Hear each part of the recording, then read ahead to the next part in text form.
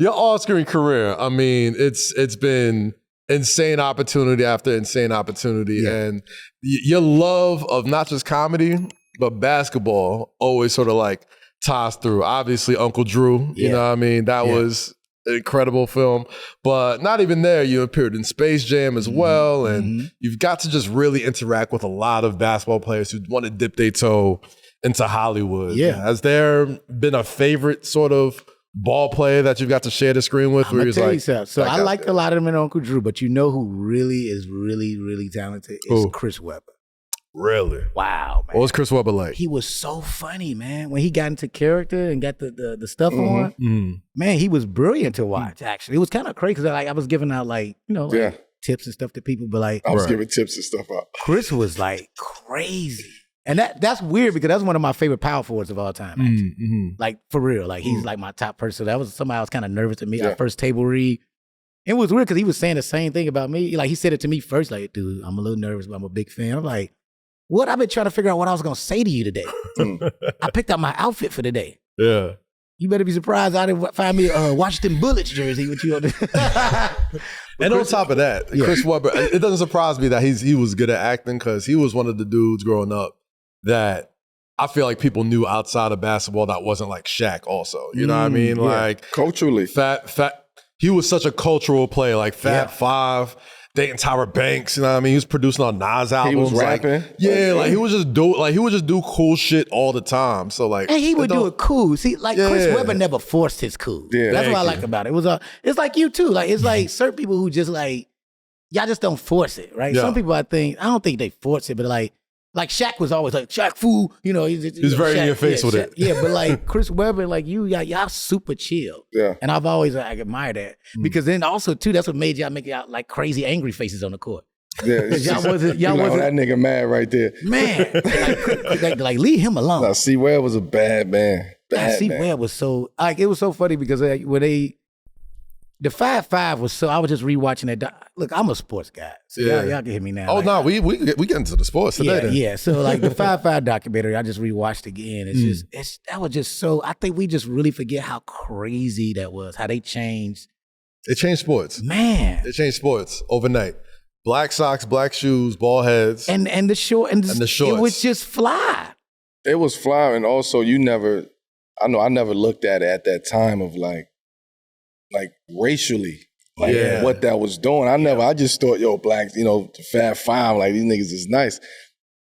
I never really put the racial part of it alongside of that. And that's a major part of the Fab Five. I'm going to throw something at you with that too, because that was one of the first times, I think even in basketball, we felt the overwhelming blackness of it. Yes. That was a team that all black people rooted for. Yes. Like for real. And I don't think we ever, even to this day, it's never really nothing that existed like that.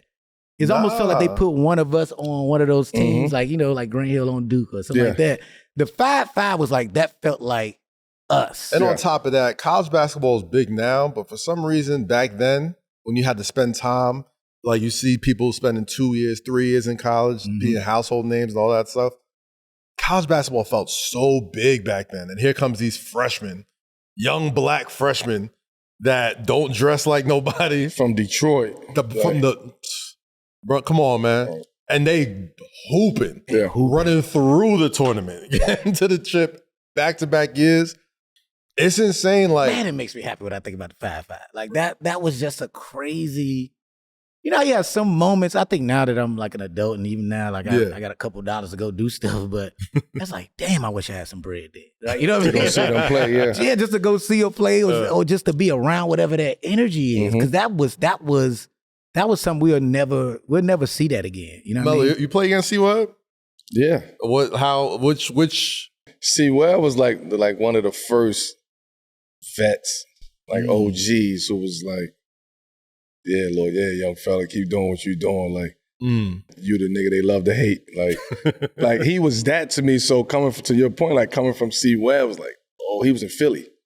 Okay. Oh shit, like word, like C-Webb, you fuck with me? Like, fuck everybody else. Like, you know what I mean? C-Webb rock with me because I knew what he stood for in the league, right? And we also we respected C-Webb. C-Webb was that to us. You know what I mean? To a certain community. That's what you brought too, Melo. Syracuse, that Syracuse team, Yeah.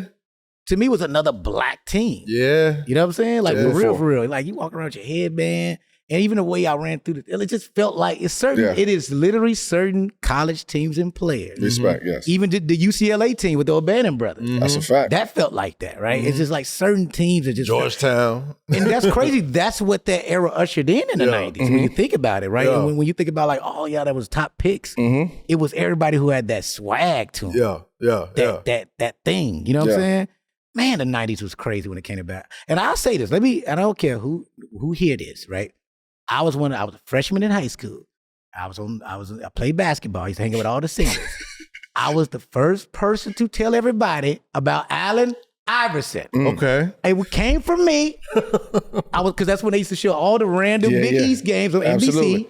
And with Providence against Georgetown, I was like, who is this dude with the long arms and the crossover? Yes. He was killing. Yeah. Him and God Shamgard are two of my favorite point guards in college basketball I've ever watched. Shamgard is special. Those are names. Shamgard is a name that don't get the credit that he deserves, man. These guards today don't even know who Shamgard really was and what he used to do. Like hitting people. Yeah.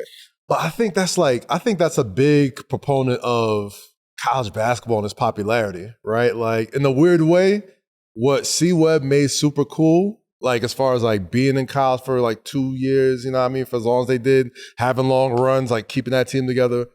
Melo sort of like made uncool. He was like, nah, we going over there for 1 year.